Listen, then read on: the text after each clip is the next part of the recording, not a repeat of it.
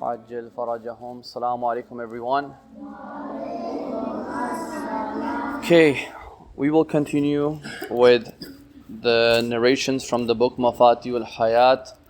We are now in the third section, third chapter, which is about working and striving hard, working and putting in effort. So I won't go through a lot of it today. I'll try to just maybe mention the main points. And this is about, the first subsection is about the importance of working hard. Okay, or just the importance of working in general. And they start with the ayah of the Quran where Allah subhanahu wa ta'ala says that لَيْسَ لِلْإِنسَانِ إِلَّا مَا سَعَى. This is in Surah Najm. لَيْسَ لِلْإِنسَانِ إِلَّا مَا سَعَى. That insan, humans, there is nothing that they will achieve except in accordance to the effort that they put in. Sa'a, also same word as sa'i. Okay, so insan you will only get in return based on the amount of effort you put in. The more effort you put in, the more you're gonna get a better result. So this is based on the ayah of the Quran. Now, Ayatollah Jawadi Amuli says that there are so many narrations that talk about the importance of working hard and trying your best to make sure that the money that you are making is halal, and you strive hard to make halal money. Your risk should be from the halal means. And I will just quote some narrations as a preliminary. So look at this this is from I believe from Imam Ali, maybe, or from the Prophet, where it is said that al-ibadatu sab'una juz'an afdaluha talabul halal. That ibadah, worship, has 70 parts, 70 types of worship exist. Right? We just know one type, which is the salat. But there are 70 parts to salat. And the most important of those ibadah is talabul halal. This is very important because sometimes we think that when we are working and we have a job,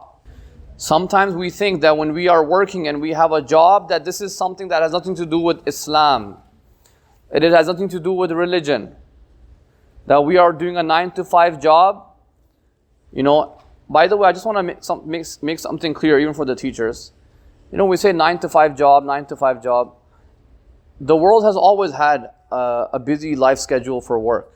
Okay, don't think that this is just some modern Western phenomenon of working around the clock. It's not true. Humans have worked around the clock since forever. And you will find narrations over here that will literally say, if you have to spend the entire night seeking rizq and sustenance, then so be it. It is one of the greatest acts of worship. The main thing that Islam will try to pinpoint and highlight is that your mindset should be that you are not worshipping this job. So look at all the narrations. It will always be work hard for halal rizq. Work hard for talabul halal. So look, the whole idea is your mindset. You're not working for the sake of working, or you're not working for the sake of just making money or fame. It is so that you have the halal rizq, and later on it will say, so that you can support your family. These are all things that are basically a wasila and a means for something greater.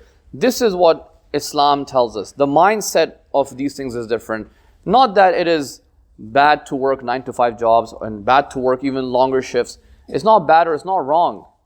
It only becomes problematic when your life revolves around that job and you believe that this is the whole purpose of my life. That is what Islam has a problem with. So this is important. Okay, so ibadah, the most important ibadah is talabul halal, seeking the halal means of sustenance. Look at this from Imam Ali alayhi salam. He says, ما غدوة أحدكم في سبيل الله بأعظم من غدوته يطلب لولده وعياله ما يصلحهم. That if you spend the entire night in ibadah, isn't that a lot of thawab, the entire night in ibadah? He is saying, just because you spend the entire night in worship, it does not mean that it is better and greater than someone who spends the entire night seeking and working and making money for his children and his family and what is appropriate and good for their family's well-being. Meaning, don't think that somebody who is praying the entire night and somebody is doing a night shift, for example, for the sake of their family, don't think that the person who is worshipping, they are doing something superior or better than the person who is working hard to make halal rizq and they're supporting their family. Imam Ali is saying, no, actually the one who is working, has a greater reward. He's going further, and because he's not just doing it for himself, he's doing it for his entire family. So he's actually helping more people over there. This is in the narrations from in our books. For example, another narration, this is Allah subhanahu wa ta'ala said to the Holy Prophet on the night of Mi'raj, that Ya Ahmad, inna al-ibada asharatu ajza'in tis'atu minha talabul halal. That ibadah, it has 10 parts. For those of you who did fractions, it has 10 parts. 9 parts of it is actually talabul halal.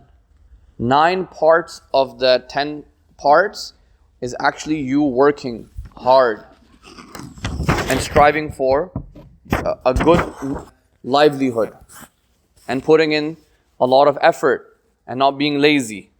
Look at this, another narration from the Holy Prophet, that if a person carries wood on their back, meaning they are like a lumberjack or whatever, they carry wood on their back and they want to go and sell this wood so that they can secure the livelihood of themselves and their family, and they will make money out of this. It is much better to be in that situation than be someone who begs for money. So basically, would you rather be a beggar, or would you rather go through the hard effort, and if you have to carry wood on your back, heavy logs on your back, and travel a distance, so then you can sell this wood and you will make money, and then you can give sadaqah from it. So it says, giving sadaqah, you are able to give sadaqah. Is that better, or if you are a beggar, if that's better? What's better? So basically the narration says, it is better that if your hand is on the top, meaning you are the one who is giving, not the one who is begging and taking. So if your hand is on the top, you are the giver of sadaqah, that's a much better position to be in than if you are like, I don't want to work hard, I'll just live off of people's money and people's donations and benefits, I'll just live off of that. The Prophet is saying, no, that's not good. And this last one, I will end this with for all the teachers and for myself as well. Man bata kalan min talab al-halal bata maghfuran lahu. Anyone who goes to sleep because of exhaustion, because of work, their sleep, during their sleep, they will be forgiven, inshallah. So all of the teachers, I'm pretty sure almost all of you, at least I do, I go home and I drop dead and I have to fall asleep. So I hope, inshallah, that every time we wake up, it is bata maghfuran lahu. Inshallah, we are maghfirat, we are maghfurun lahu. We have been exhausted. But this is talking about the importance of hard work. Okay, so look, these are 14 centuries ago, meaning people were living a life of hardship and they were getting tired. They were probably more tired than us, right? They were walking and traveling on camels and horses, and it was very difficult at that time. So people were getting tired, people will get exhausted in those days as well. So these things have always been there in human civilizations. Just to get water, they had to actually travel, yes. I got a little taste of that when I was in Iran, because Iranian tap water is not there unless you have a filter. So actually, for those of you who don't know, every few days I would have to carry the water from the well. So we had the electronic wells in Iran. You put a cart and I would have to carry the water home. That's actually how I lived for many years basically in Iran, and it was very annoying to carry that, but that's just how it was. So we would have to carry the water. So actually we got some experience with that. But I'm saying that's just a very easy thing. The well was not far from our house.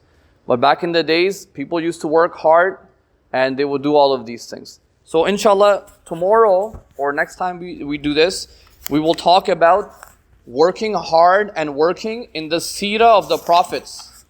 Okay, so this is not just something normal people do. Prophets used to work hard, and we'll talk about that. And then the third one will be about being lazy and making excuses, and then so on, inshallah. So we will continue with this. Can we have a salawat?